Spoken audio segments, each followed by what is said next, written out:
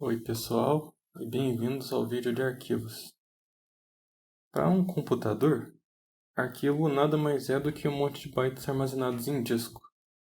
E para diferentes arquivos, você pode querer organizar essa memória de bastante jeitos diferentes. Para quem já programou em C, deve conhecer duas formas diferentes de você mexer com arquivos, seriam o modo texto e o modo binário. E vamos explorar um pouco a diferença entre os dois formatos com um exemplo. Para exemplificar, eu montei esse programinha em C, que o que ele faz é ele pega vários tipos de dados diferentes, um caractere, um inteiro, um float, um double, e ele tenta gravar na memória dos dois jeitos. Primeiro ele pega um arquivo tipo texto e escreve na memória aquelas variáveis, e depois ele faz a mesma coisa, só que com um arquivo do tipo binário. Observem aqui que no tipo texto você usa a função printf e no tipo binário você usa fwrite. São duas formas diferentes de você guardar. E a diferença basicamente é que o printf, o que ele faz é escreve como caracteres os valores que você entrega para eles. E o fwrite, ele pega a variável diretamente na memória, ele pega os bytes que estão dentro do programa e escreve direto no arquivo. E aqui também, para ajudar um pouco a gente a analisar depois, ele está imprimindo os valores das variáveis que ele está escrevendo no arquivo. Pareado com esse programa de escrita, em arquivo tem um programa também de leitura. O que ele faz é declarar as mesmas variáveis, e o que ele faz é ler as variáveis do arquivo e imprimi-las na tela. Ele faz isso tanto para o arquivo texto que eu montei, tanto quanto para o arquivo binário. Mas então, vamos por exemplo e vamos compilar isso para ver o que acontece. Primeiro rodando o programa de escrita. Ele escreveu os valores na tela, mas ele também criou os dois arquivos. Agora, esse aqui são arquivos que foram feitos pelo programa de leitura ler, mas a gente consegue já dar uma olhada em como que eles são por dentro. Por exemplo, o arquivo texto é um arquivo de um tipo fácil de abrir que o editor de texto deve conseguir abrir normalmente. E a gente pode ver que o arquivo simplesmente tem escrito em caracteres os valores que o programa tinha na memória. Já o arquivo .bin é um formato que o editor de texto provavelmente não vai reconhecer e a gente não deve conseguir abrir no editor de texto convencional. Vocês podem ver aqui que ele está tentando reconhecer algum formato e não conseguiu, e ele provavelmente não vai conseguir abrir o arquivo. Aí, o arquivo binário, na verdade, é possível analisar ele, mas você vai precisar de um programa específico para ver um arquivo do tipo binário. Um programa que pega os bytes do arquivo e tenta mostrar em hexadecimal, ao invés de tentar mostrar como caracteres. Esse processo chama xdump e no Linux o XXD é capaz de fazer isso. Se eu digito xxd arquivo.bin, o que ele faz é mostrar uma representação do arquivo em termos de bytes. Aqui a saída dele tem 3 colunas, sendo que a primeira aqui é o endereço do arquivo. Isso aqui é importante para arquivos muito grandes, para você saber onde você está na memória. Na coluna do meio, ele está pegando os bytes do arquivo e está imprimindo em hexadecimal. E aqui na terceira coluna, o que ele está fazendo é pegar os bytes que ele encontrou e está tentando mostrar como caracteres ASCII. Observem que isso aqui nem sempre é uma coisa que faz sentido. Por exemplo, esse primeiro caractere está aqui, porque a gente realmente colocou um caractere na memória. Já esse asterisco aqui, ele já está ligado ao segundo valor que a gente colocou na memória, o número 42. Agora, por uma coincidência, o número 42 decimal representa o caractere ASCII asterisco. Mas isso aqui não era para ser o texto asterisco, foi só uma coincidência. Para o caso desse arquivo binário, você vai encontrar caracteres que estão aparecendo só por coincidência, mas que não significam nada. E também é possível que um arquivo binário tenha segmentos de texto dentro dele. Mas assim, sempre tem um pouco de desconfiança com os caracteres que se encontra aqui. A gente também poderia usar o XXD para analisar o arquivo .txt, porque assim como o arquivo binário são um monte de bytes na memória, o arquivo TXT também é um monte de bytes.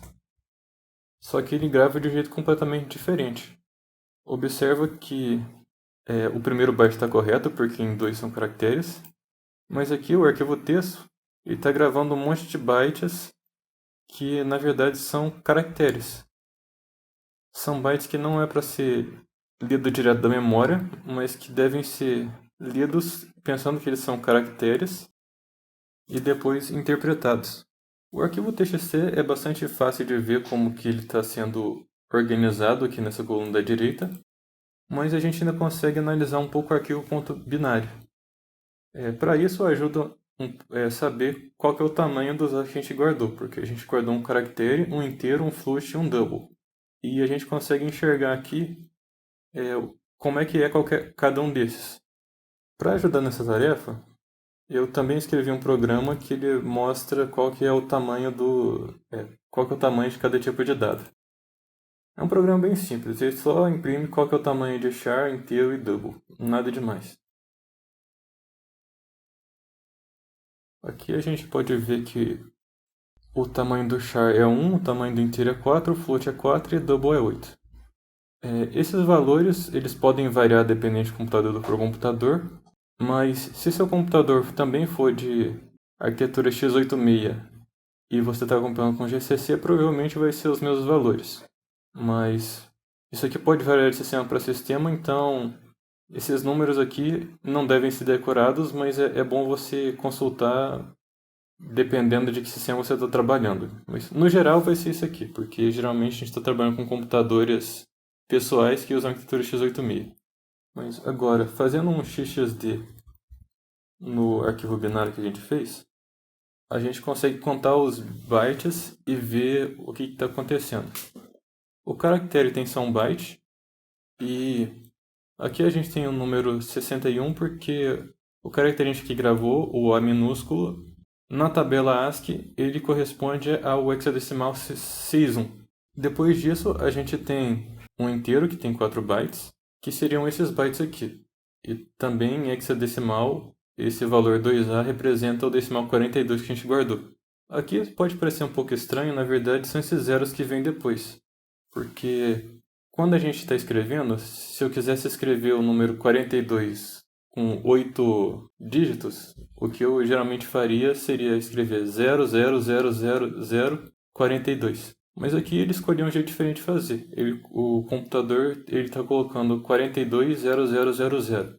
Isso é simplesmente uma outra forma equivalente de fazer, não tem nada de muito diferente. Mas é uma decisão de design do processador e nesse caso aqui ele chama Little Endian. A gente vai falar mais disso mais pra frente. Aí depois desses 4 bytes do inteiro, a gente tem os 4 bytes do float. Esse aqui já é mais difícil de ler, porque enquanto o inteiro ele só escreve o número hexadecimal, o float tem uma representação mais diferente. E a gente realmente não vai conseguir saber o que está sendo gravado aqui só olhando nele. A gente vai ter que, se a gente quisesse, a gente teria que fazer uma análise mais aprofundada. Se alguém tem curiosidade em entender melhor como que o float é guardado em memória, tem um padrão da I3E chamado I3E754 que explica isso melhor. Mas isso foge um pouco ao escopo do vídeo. E depois dos 4 bytes, a gente também tem 8 bytes do double. Assim como o float, o double também é um número de ponto flutuante e tem uma representação mais complicada que a gente não consegue entender só de olhar. Mas aqui a gente pode pelo menos ver exatamente como que o double é guardado em memória. Mas feita essa análise, vamos ver como que o programa de leitura se comporta. Aqui a gente tem um programa que faz a leitura e ele conseguiu com sucesso ler o que a gente escreveu nos dois arquivos, mas observem que o resultado está sendo um pouco diferente. O inteiro e o caractere eles são idênticos, mas o número em ponto flutuante está diferente. Se você olhar aqui a partir do 9 no float, você vê que ele está sendo diferente do que está aparecendo no arquivo binário. e a mesma coisa para o double. Isso acontece basicamente porque no processo de passar para o arquivo TXT, que a gente escreve o número com um monte de caracteres e depois faz a leitura, a gente perde um pouco de precisão decimal por causa que a gente só escreveu alguns dígitos do número. E os dígitos seguintes eles podem se perder. Por conta disso, o arquivo TXT está com um número um pouco diferente do que estava na memória no programa original. Se a gente rodar o programa de escrita, a gente consegue ver o que estava realmente na memória do programa quando ele estava rodando, e a gente pode ver que ele é idêntico ao arquivo binário. O arquivo binário ele fez uma escrita direta da memória, e com isso a gente consegue recuperar exatamente o que estava sendo representado no programa original.